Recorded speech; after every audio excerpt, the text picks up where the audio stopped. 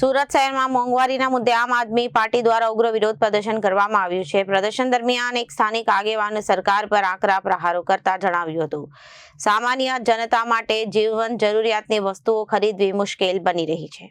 આજે ખંડના ભાવે 50 રૂપિયા હતા તે વધીને 100 રૂપિયા સુધી પહોંચી ગયા છે। સરકાર કહે છે કે શેરડીનો ઉપયોગ ઇથેનોલ E20 પેટ્રોલ બનાવવા માટે થાય છે, તો જો શેરડી અને ખાંડનો જથ્થો ઇથેનોલ બનાવવામાં વપરાતો હોય તો ખાંડના ડબલ ભાવ થઈ ગયા છે, પરંતુ સામાન્ય નાગરિકો કે શ્રમિકોના પગાર ડબલ કેમ નથી થયા? આગેવાનોના જણાવ્યા મુજબ મોટાભાગના માધ્યમ અને સામાન્ય વર્ગના લોકોએ થોડા સમયનો સ્ટોક રાખતા તેમને કઈ મુશ્કેલી નથી, પરંતુ જેઓ રોજિંદી કમાણી પર નિર્ભર છે તેમને આ મોંઘવારી સીધી નડે છે।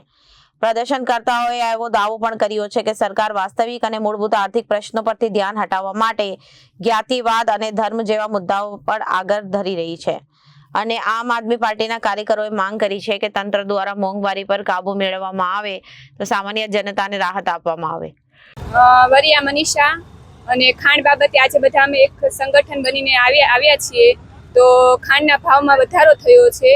પહેલા 60, 65, 45 રૂપિયા ખાંડનો ભાવ હતો, અત્યારે અમે 5-6 દુકાને ખાંડનો ભાવ પૂછ્યો ત્યાં અત્યારે 75, 80, 85, 90, 100 સુધીના ખાંડના ભાવનો વધારો થયો છે।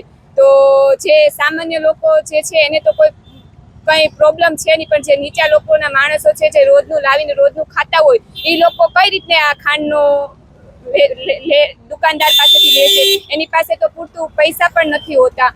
જે ખાંડના ભાવમાં વધારો થયો છે તો એનો તો કોઈ પ્રોબ્લેમ નથી, પણ માણસના કામમાં પણ વધારો થવો પડે ને, સેલેરીમાં પણ વધારો થવો પડે ને। તો સરકારને એટલું વિનંતી છે, આજે અમે સંગઠન કરીને ભેગા થયા છીએ તો સરકારને અમારે એટલી માંગણી કરીએ છીએ કે ખાંડનો જે ભાવ વધ્યો છે એની સામે અમારો પગારની પણ અમે માંગણી કરી છે કે અમારો 15,000 પગાર છે, તો 3 વર્ષ હું જોબ કરું છું તો હજી મારો 15 જ છે, તો એમાં વધારો કેમ નથી થતો? તો સરકારને આ બાબતે થોડું ધ્યાન દેવું જરૂરી છે।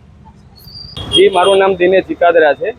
આજે આમ આદમી પાર્ટી તરફથી આજે ખાંડના ભાવમાં વધારો થયો છે એ બાબતે અને E20 ઇથોનોલ વાળું જે પેટ્રોલ છે, જે આપણે શેરડીનો જે રસ, જે ખાંડ પણ એની બને છે, એ આ નેતાઓને, ભ્રષ્ટ નેતાઓને ખબર ન રહી, કારણ કે એ લોકો કઈ જગ્યાએથી બ્રિજ, કઈ જગ્યાએથી મોટા મોટા રોડ નીકળે છે એ એને ખબર હોય ને કઈ જમીન જલ્દી સસ્તા ભાવે ખેડૂત પાસેથી ખરીદી લેવી અને કઈ રીતે બિલ્ડરોને મોંઘા ભાવે વેચવી એટલી જ ખબર પડે છે। એ લોકો ભૂલી ગયા હતા કે જે આ E20 પેટ્રોલ બનાવવા માટે જે ઇથોનોલ વાપરવામાં આવે છે, ઇથોનોલ પણ શેરડીમાંથી બને છે અને શેરડી, તમામ શેરડીનો જથ્થો ઇથોનોલ બનાવવામાં વાપરી નાખ્યો, એટલે ક્યાંક ને ક્યાંક જે આ ખાંડ છે તો ખાંડના ભાવની અંદર વધારો થઈ ગયો છે અને આજે સુરતની અંદર 100 રૂપિયા સુધીના ભાવ છે અલગ અલગ દુકાનો ઉપર, ક્યાંક 70, ક્યાંક 80, ક્યાંક 100 રૂપિયા।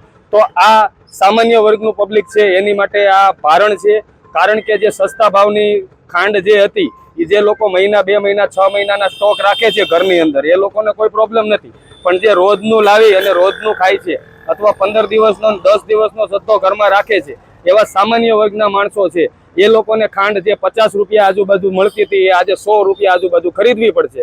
ભાવ ડબલ થઈ ગયા છે પણ પગાર ડબલ નથી થયા। જો મોંઘવારી વધે તો અમે માનીએ છીએ કે ભાઈ સમય સાથે મોંઘવારી વધે, તો સમય સાથે ખાંડના ભાવ 50 થી 100 થઈ ગયા, પણ જે વ્યક્તિનો 15,000 પગાર હતો એ 30 નથી થયો। એટલે ક્યાંક ને ક્યાંક સત્તામાં બેઠેલા સત્તાધીશોએ જે મોંઘવારી ઓછી કરવાની વાત કરી હતી એ લોકોએ મોંઘવારી વધારી દીધી છે અને શું કરવું એ ખબર નથી રહી। એ લોકો જાતિ અને ધર્મના નામ ઉપર આપણને બાટી રહ્યા છે અને આપણને ડાયવર્ટ કરી રહ્યા છે। આ લોકો અત્યારે વંદે માતરમની એની વાત કરે છે।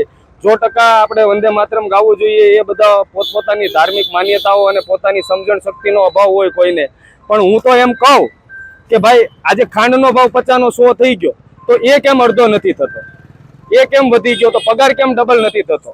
તો આ સામાન્ય પ્રશ્ન છે, આ પ્રશ્ન ઉપર ધ્યાન દેવું જોઈએ। ખાલી હિન્દુ મુસ્લિમ જાતિવાદમાં બાંટવાનું અને અલગ અલગ રીતે પેલું કરવું, અત્યારે આરક્ષણ અને અનામતનો કંઈક મુદ્દો નવો લાવ્યા છે, તો આ નવા મુદ્દાઓથી હટી અને સાચા મુદ્દા ઉપર આવવું જોઈએ એવું અમારી માંગણી છે અને આ ખાંડના ભાવ ઘટવા જોઈએ।